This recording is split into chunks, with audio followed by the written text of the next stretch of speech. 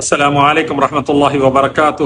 اہل تشیعوں کا اعتراض، رافضیوں کا اعتراض کہ حضرت ابو طالب کلمہ نہیں پڑھے بول کر سنی کہتے ہیں۔ بخاری کی حدیث کے مطابق رسول اللہ نے دعوت پیش کی، حضرت ابو طالب نے نہیں پڑھا اور آخر میں یہ کہا کہ میں ابو عبد المطلب کے دین پر مرتا ہوں۔ کفر میں موت ہوئی اور وہ جہنم میں گئے، حالانکہ اسلام کا بہت ساتھ دیا، اللہ کے نبی کا بہت ساتھ دیا، لیکن ایمان نہیں لائے۔ اب اہل تشیع کہہ رہے ہیں کہ اس حدیث کے 3 راوی ہیں، عبداللہ ابن عباس، عبداللہ ابن عمر اور ابو ہریرہ رضوان اللہ تعالی اجمعین، اور تینوں کے بارے میں اعتراض اٹھایا۔ عبداللہ ابن عباس رضی اللہ عنہ کے بارے میں یہ اعتراض اٹھایا کہ وہ صرف 2 سال کے تھے، روایت کیسا کرتے ہیں؟ سب سے پہلے ایک بات اچھے سے سمجھ جائیں، ایک حدیث ہے جو رسول اللہ صلی اللہ علیہ وسلم سے صحابہ نے ڈائریکٹ سنی اور روایت کر دی، ایک حدیث ہے رسول اللہ صلی اللہ علیہ وسلم سے کسی صحابی نے سنی، انہوں نے دوسرے صحابی کو سنائی اور انہوں نے روایت کی۔ ایسے کئی صحیح احادیث صحیح ستہ کے اندر جس میں ایک صحابی نے نبی صلی اللہ علیہ وسلم سے سنا، انہوں نے دوسرے صحابی کو سنایا اور آگے چل کر وہ حدیث آگے گئی۔ مثال کے طور پر جیسا پلیگ آتا ہے، وبا آتی ہے، حضرت عمر رضی اللہ عنہ شام میں گئے، وہاں کے گاؤں میں، اور پلیگ آ گئی۔ اب جانا یا نہیں جانا پر تکرار چل رہی تھی۔ حضرت عمر نے رسول اللہ کے حدیث کے بارے میں کئی صحابہ سے معلومات کی، سابق الاولون کو بلایا، اس میں عبد الرحمن بن عوف رضی اللہ عنہ نے آ کر کہا کہ اللہ کے نبی نے فرمایا کہ جہاں پلیگ وبا ہے وہاں پر کوئی داخل نہ ہو باہر سے، وہاں باہر سے کوئی اندر سے کوئی باہر نہ آئے۔ یہ حدیث عبد الرحمن بن عوف رضی اللہ عنہ نے حضرت عمر کو کوٹ کی، رسول اللہ صلی اللہ علیہ وسلم والی حدیث۔ تو کیا پتا چلا؟ حضرت عمر رضی اللہ عنہ کو یہ حدیث رسول اللہ سے ڈائریکٹ معلوم نہیں تھی، حضرت عبد الرحمن بن عوف رضی اللہ عنہ نے سنی تھی، انہوں نے حضرت عمر کو سنائی، حضرت عمر نے عمل کیا۔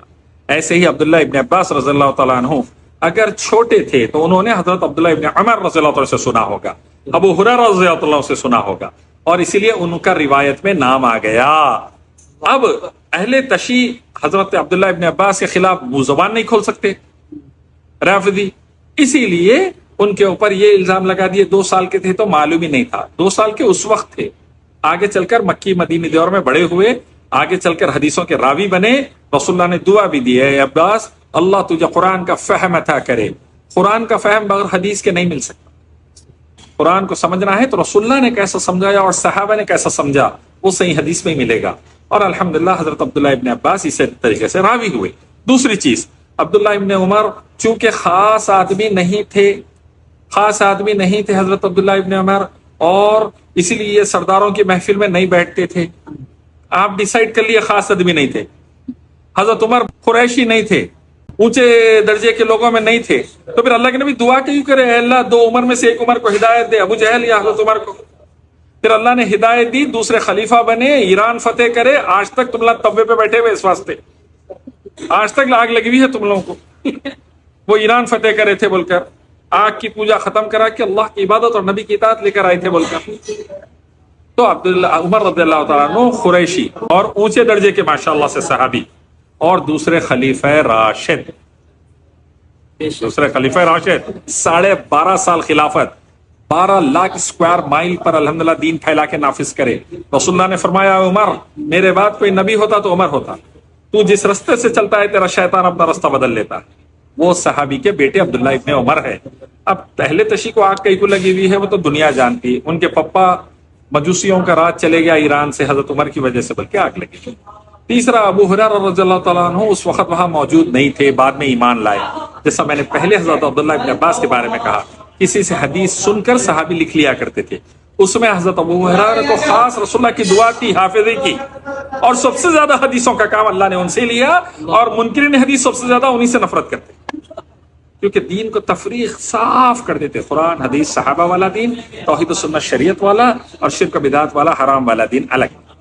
وہ حضرت ابو ہریرہ کی محنتوں کا بڑا دخل ہے اللہ کے نبی کے حدیث لینے میں، اور وہ سن کر دوسروں سے ریکارڈ کرے ہیں۔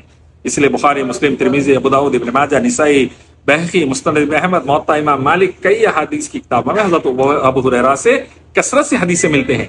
پہلے حدیثوں کی کتاب بنانے والے صحیفے حضرت ابو ہریرہ ہی ہے۔